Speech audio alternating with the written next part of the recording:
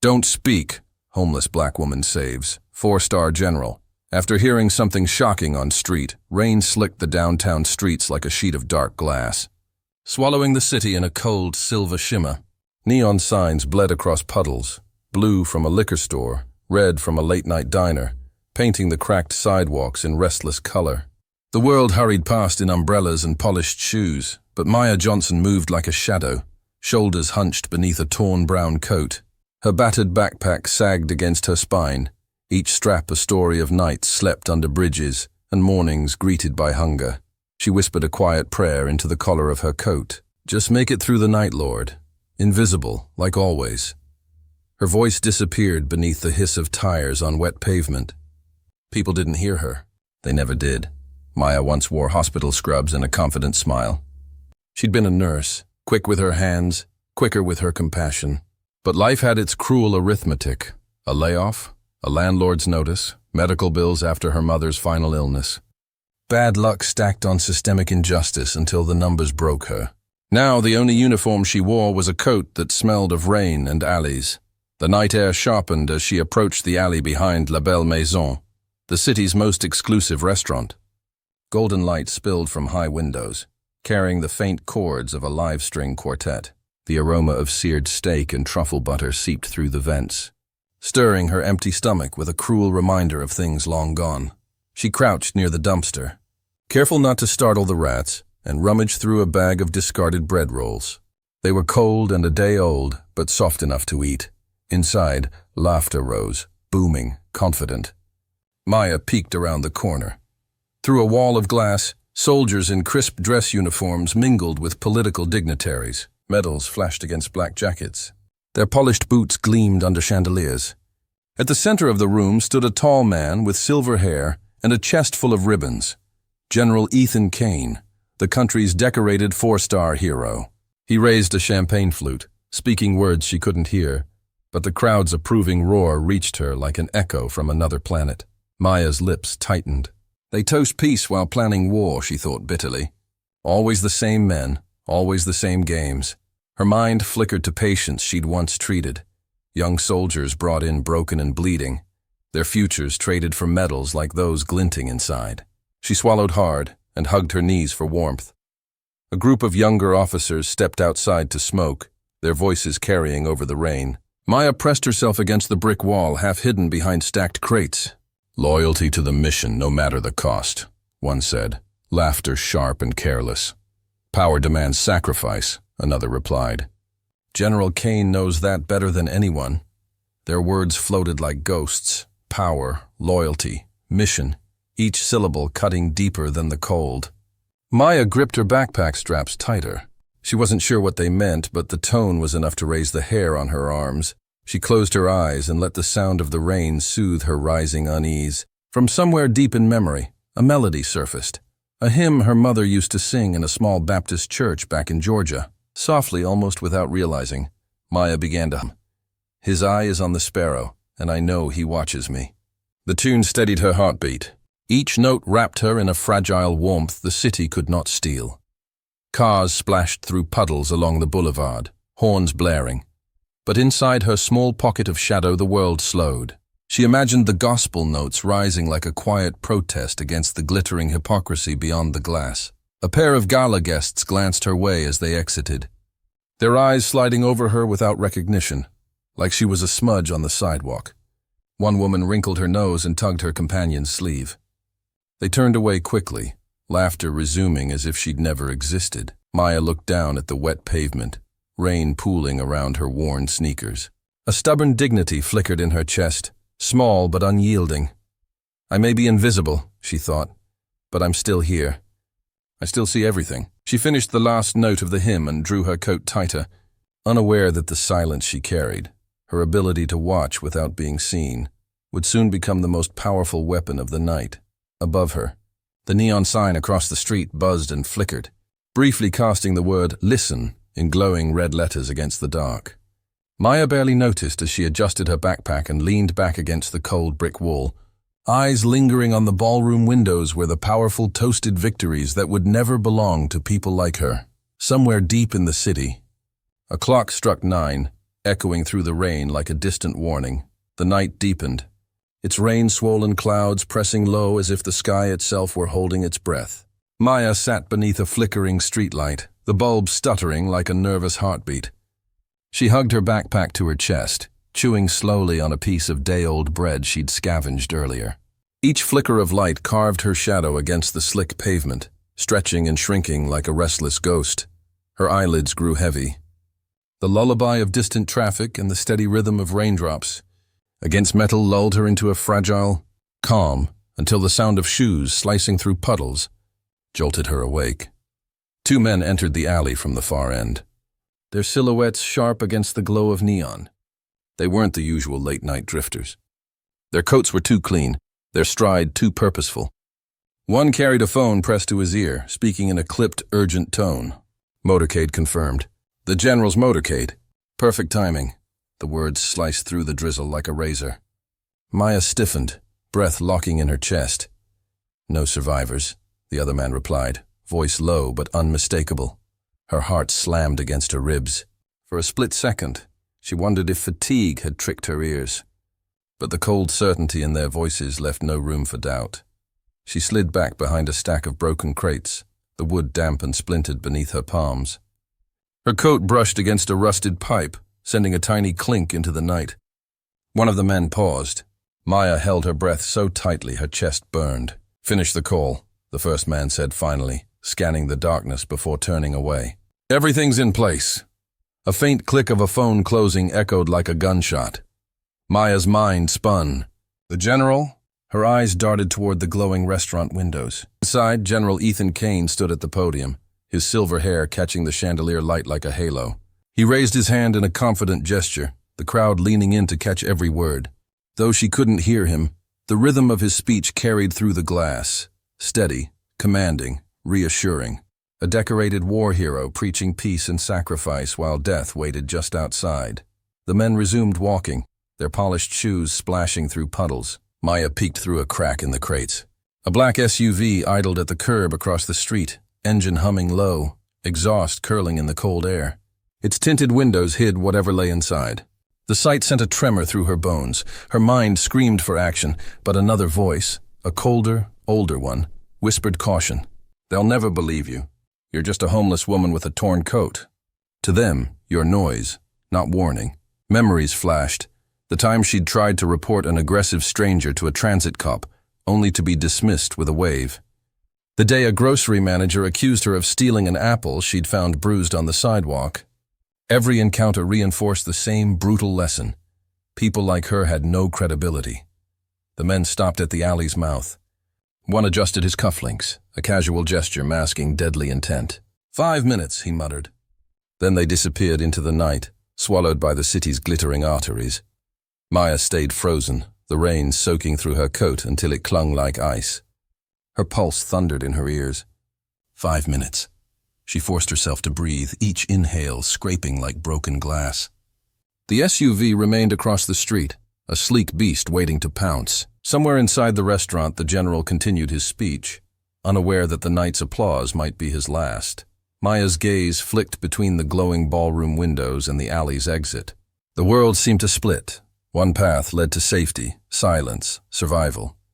The other led to danger, disbelief, maybe even arrest. Her mother's voice drifted from memory, soft but firm.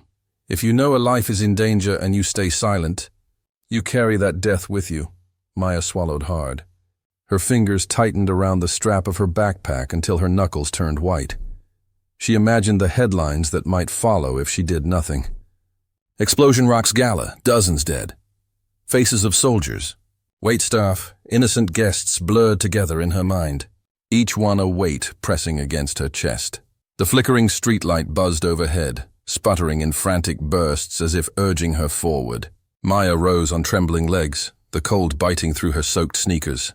She hesitated, one foot in the shadows, the other poised toward the street. Her instincts screamed two conflicting truths. Stay hidden. Stay alive. Speak now or live forever with blood on your hands. The SUV's engine revved, a low growl cutting through the rain. Maya clenched her jaw, heart hammering. She didn't know what waited outside the safety of her alley. But she knew one thing with absolute clarity. Silence would be the loudest betrayal of all. She stepped toward the light, every nerve igniting with fear as the city's clock tower began to strike the hour. Maya burst from the alley, the cold rain slicing across her face like shards of glass. Her shoes slapped against the slick sidewalk, water spraying with every frantic step. The glow of La Belle Maison's grand entrance blazed ahead, a beacon of warmth and privilege framed by red velvet ropes. Behind those glass doors, General Kane continued his speech, unaware of the silent predator waiting across the street. "Please, God, let them listen," Maya whispered, breath fogging in the icy air. 2 towering security guards flanked the entrance, black suits immaculate despite the storm. Their earpieces glinted under the awning lights as they scanned the crowd of glittering guests arriving in chauffeured cars. Maya charged forward, rain-soaked coat clinging to her thin frame. "Stop right there," one guard barked, stepping into her path. His hand hovered near the radio on his chest. Maya's chest heaved. There's a threat." "The general?" Her words tangled with gasps of cold air. "Someone's going to hurt him." The guard's eyes swept over her, the frayed cuffs of her coat, the muddy sneakers, the backpack hanging by a single strap. His lip curled almost imperceptibly. "Ma'am, this event is by invitation only. Move along. No, listen to me." Her voice cracked. "There's a bomb. Something's going to happen. You have to warn him." The second guard stepped closer, his stance widening. "You need to leave before we call the police." Rain dripped from her lashes as she shook her head violently. "Please, I'm telling you the truth." Behind the guards, a woman in a shimmering gold gown paused mid-step, curiosity mingling with disdain. A man in a tuxedo pulled out his phone, angling the camera toward Maya with a smirk. "Look at this," he chuckled to his companion. "She's putting on a show." The woman giggled, whispering something about crazy street people as the phone's flash captured Maya's desperate face. Maya's heart pounded. She could almost hear the seconds slipping away like grains of wet sand. She tried again, voice trembling but fierce.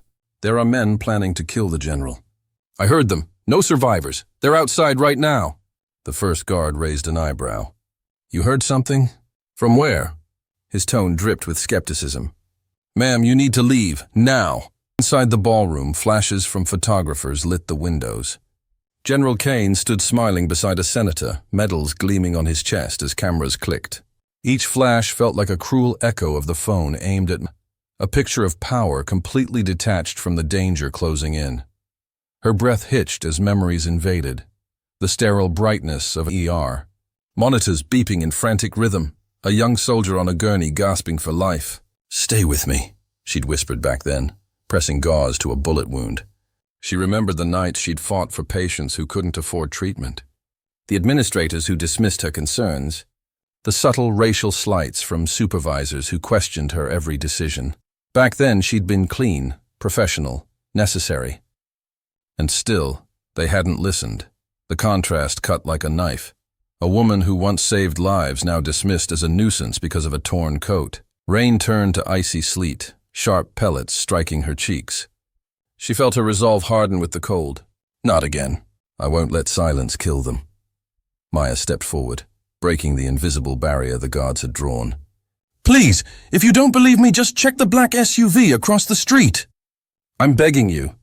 The first guard shifted, blocking her path with a firm arm. "Back up, ma'am." His hand rested on his radio. "This is your final warning." Guests began to gather near the entrance, drawn by the commotion. Their faces mirrored a mix of curiosity and contempt. Someone laughed. Another phone lifted for a better angle. The humiliation scorched her like fire, but fear burned hotter. She imagined the SUV's engine rumbling, the bomb ticking, the general's calm voice carrying on inside. Time was evaporating. "Security to front entrance," the second guard murmured into his earpiece. Maya clenched her fists, nails digging into her palms. "I'm not leaving!" Her voice rose above the storm, raw and unpolished. "There's a bomb. People will die if you don't listen." A few guests recoiled at the word bomb. A ripple of nervous whispers spread through the small crowd, but the guards stood unmoved. "Ma'am," the first guard warned, "you're causing a disturbance. Step back or you will be detained." The word detained struck her like a slap. Detained meant delay, meant death. Maya's gaze darted to the windows where General Kane now posed for photographs. smiling at admirers. He was so close, yet impossibly far.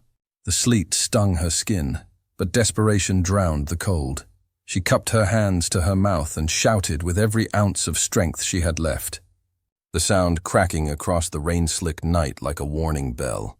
"There's a bomb! Somebody stop that SUV!" Gasps rippled through the onlookers. Some stepped back.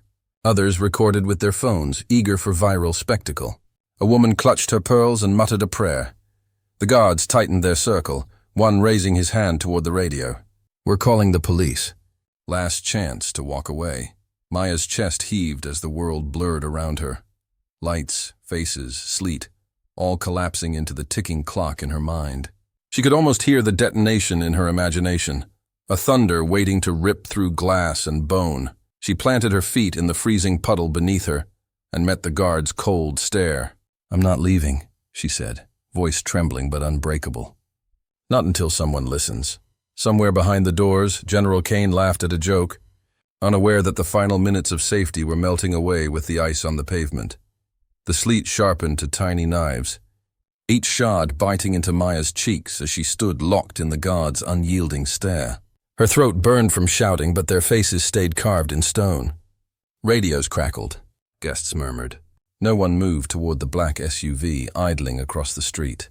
"They'll never believe me," she thought, panic clawing at her chest. Words won't work. Through the blur of rain and neon, her eyes snapped to the vehicle. The SUV crept forward an inch, its headlights a dull menace. Beneath its undercarriage, a faint orange glimmer pulsed like a dying ember.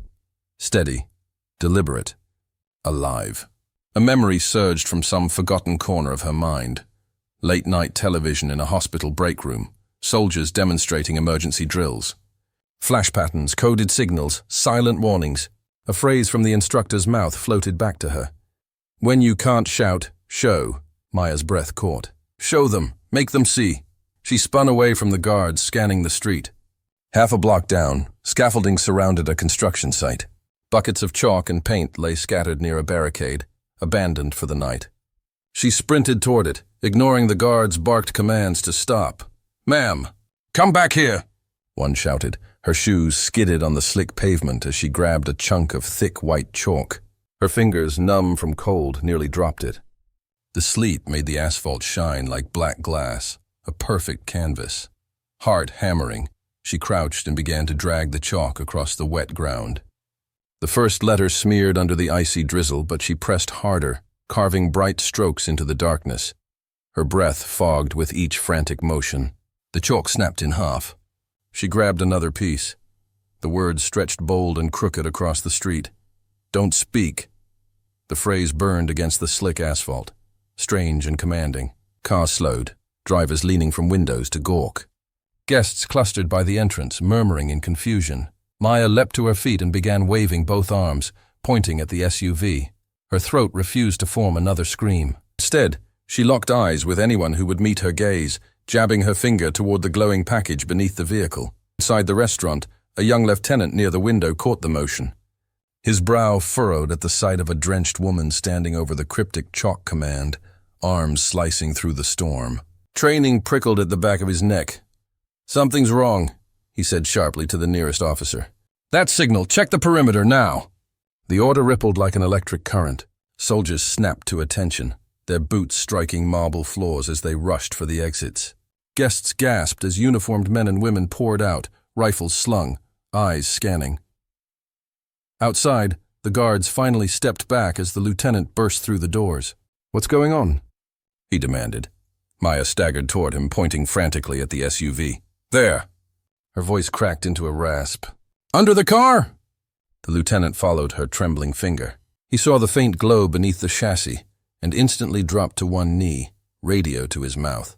"Possible IED. Black SUV across the street. Activate bomb protocol now." Alarms wailed inside the restaurant. Lights flared crimson as soldiers herded guests away from windows. Panic bloomed across the crowd like wildfire, heels clicking in frantic rhythm, voices overlapping in fearful cries. Maya collapsed to her knees, her strength spent. Her palms scraped against the chalk-streaked pavement, leaving white smears across her rain-darkened skin. She stayed down but kept pointing, arm trembling like a compass locked on danger. The lieutenant barked rapid commands into his headset. "Bomb squad en route. Clear the perimeter! Move, move, move!" Guards sprinted across the street, rifles raised, as a tactical team emerged from an armored vehicle. They swarmed the SUV, flashlights cutting through the storm. One soldier slid beneath the car, his gloved hand reaching for the glowing package. Maya held her breath. Every heartbeat felt like a countdown. Timer active. 30 seconds. A bomb tech shouted, "Cut it!" The lieutenant snapped. A flurry of tools clattered against metal. Sparks hissed as cutters bit into wires. Maya's vision blurred from exhaustion, but she forced her eyes to stay open, desperate to witness the proof that her warning mattered. Red wire clear. 10 seconds. The bomb tech twisted a final clamp. A sharp click echoed through the night, followed by an almost unbearable silence. "Device disarmed," came the steady voice. "We're clear." The lieutenant exhaled sharply, lowering his radio. "Copy that. All units stand down." Cheers and shaky applause erupted from soldiers and startled guests alike. Maya slumped forward, forehead resting against the cold pavement. Rain mingled with tears she hadn't realized were falling. The lieutenant crouched beside her, voice low but urgent. "Ma'am, you just saved every soul in that building." She looked up, lips trembling. Beyond him, the SUV sat motionless, harmless now, but still menacing in its quiet. The chalk letters around her glowed under the streetlight. Defiant against the storm. "Don't speak." The words that began as a silent plea had become a command strong enough to shake an army. Maya closed her eyes as soldiers rushed to secure the scene. The echo of ticking seconds still pounding in her ears. She didn't need applause. She only needed to know that, for once, silence had shouted loud enough to save lives. The night smelled of ozone and wet asphalt as the final wail of the bomb alarm faded into a stunned hush. Red and blue emergency lights pulsed across the rain-slicked street, washing everything in frantic color. Soldiers secured the black SUV, its doors flung open like a gutted beast. Techs carried the disarmed explosive away in a heavy steel case, their faces pale but triumphant. Maya sat on the curb, soaked to the bone. Her coat clung to her skin, the cold gnawing through every layer. Chalk dust streaked her palms and smeared her jeans. The words "don't speak" still faintly glowing under the streetlight behind her. Around her, chaos throbbed. Radios chirping, engines rumbling, reporters shouting. But inside her chest, a strange calm settled. She had done everything she could. The rest no longer belonged to her. The restaurant doors swung open. A tall figure emerged, flanked by aides and soldiers. General Richard Kane. Even in the restless storm, his 4 silver stars caught the light like small suns. His face, though taut with command, carried a shadow of fatigue. He scanned the street with a hunter's focus until his eyes landed on the lone woman crouched near the chalk message. Kane crossed the wet pavement, boots splashing in shallow puddles. Soldiers instinctively stepped aside, their rifles lowering. Maya lifted her head, startled by the sudden wall of authority looming over her. "You wrote that?" His voice was deep, clipped but not unkind. He nodded toward the pavement where the chalk letters stretched like a silent order. Maya swallowed, her throat raw from cold and fear. "Yes, sir. What made you do it?" Kane's eyes narrowed, not in suspicion but in something closer to wonder. "That phrase triggered our emergency code. You knew. I overheard them," Maya said, voice trembling. "Earlier today. 2 men talking in an alley. They said something about a delivery, a timer, the SUV. I tried to tell the guards, the manager, anyone. No one listened. One of Kane's aides stepped forward. "General, the suspects are in custody." Rogue contractors posing as private security. Mercenary background checks pending. Kane barely glanced away from Maya. "Mercenaries," he repeated under his breath, as if tasting the bitter word. Then, louder, "You caught all this on your own?" Maya nodded. "I couldn't stay quiet." The general crouched, bringing his face level with hers. Rain beaded on his cap and dripped from his jawline. "You could have walked away." "Saved yourself." "I tried," she admitted. "But every time I heard that timer in my head, I kept thinking, what if someone's family is in there? What if nobody stops it?" Her quiet dignity carried more weight than any shouted testimony. Soldiers nearby, still on edge from the near disaster, paused to listen. Reporters' cameras swung toward the unlikely pair, a decorated general and a shivering black woman in a threadbare coat. Name? Kane asked. Maya Johnson. Kane's gaze lingered, assessing not just the woman before him but the courage that had cut through his perimeter and saved his command. Maya Johnson, he repeated, as though committing it to memory. The world will know it before sunrise. A local news crew pushed forward, microphones raised. The same cameras that had once mocked Maya as just another homeless drifter now captured her every breath. She straightened instinctively, shoulders squaring despite the chill. One reporter shouted over the storm. General Kane, is this the civilian who prevented the attack? Kane didn't hesitate. Yes, this woman is the reason hundreds are alive tonight. Her vigilance, her courage. Remember her face. Flashbulbs ignited, bathing Maya in sudden white light. She blinked but didn't flinch. For once, the gaze of the world felt less like scrutiny and more like recognition. The lieutenant who had first spotted her chalk signal stepped forward, saluting sharply. Ma'am, he said, his voice cracking with respect. Thank you, Maya managed a faint smile. I just didn't want anyone to get hurt. Kane rose to his full height and extended a gloved hand.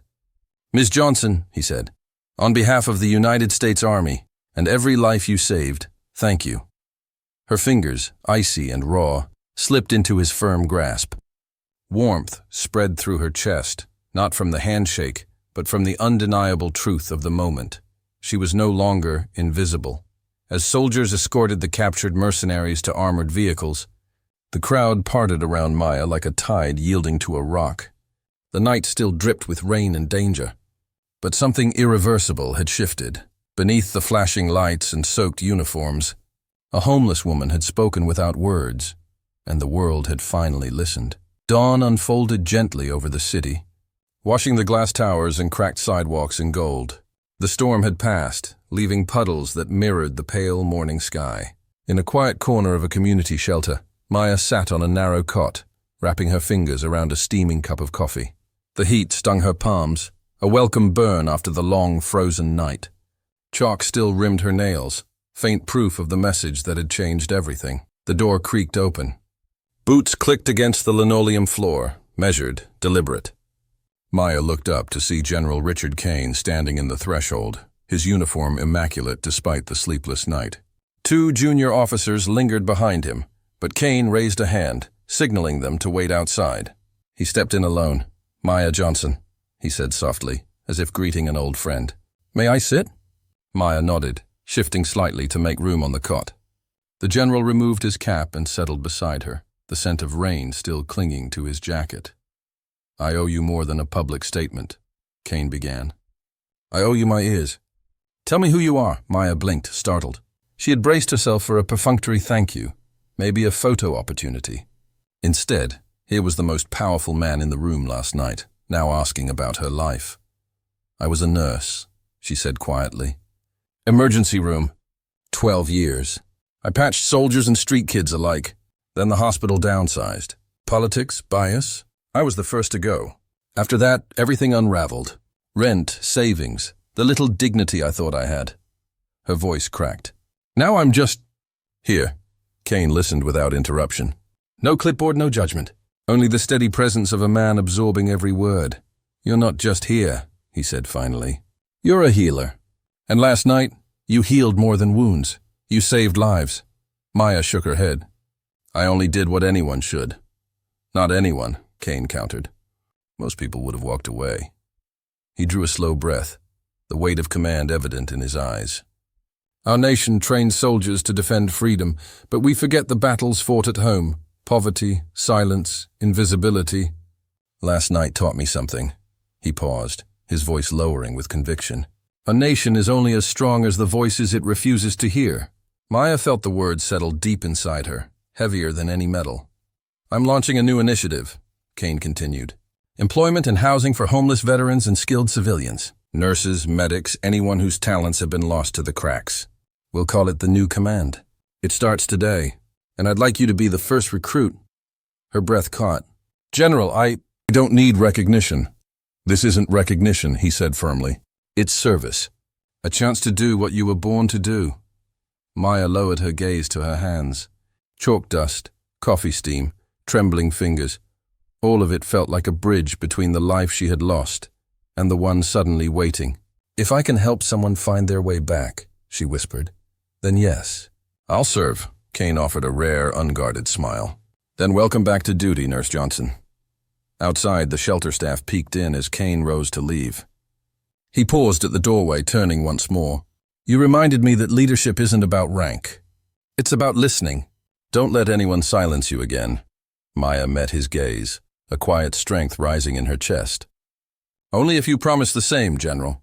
His answering nod carried the weight of a vow. Later that morning, a small convoy rolled toward the temporary headquarters of the new command. Maya rode in the passenger seat of a military transport van, watching the city blur past. Her reflection in the window startled her. The same woman from last night, yet somehow entirely different. Not invisible, not discarded, needed. As the van passed the intersection where it had all begun, Maya caught a final glimpse of the wet pavement. There, faint but defiant, the chalk letters remained. "Don't speak." The message shimmered in the early light, a paradox carved into the city's skin. Last night it had warned of danger. This morning it whispered a deeper truth. Sometimes silence is the loudest cry for justice.